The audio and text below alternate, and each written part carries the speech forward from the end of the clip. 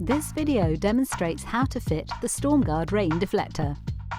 In the packet, you'll find the rain deflector, the fixing screws, and the fitting instructions.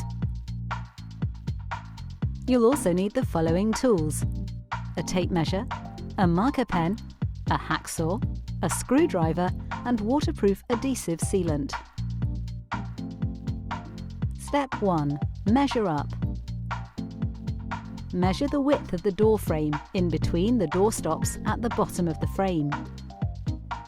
Step 2. Preparation.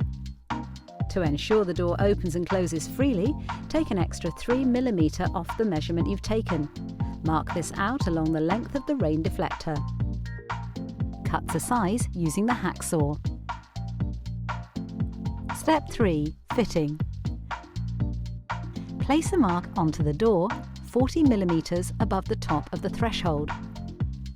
Put the rain deflector into place with the top in line with the 40 mm mark, and place a mark in the guide holes. Apply waterproof adhesive sealant all the way along the sealing channel of the rain deflector, making sure to cover the screw holes. Align the rain deflector onto the door using marks as a guide and screw into place.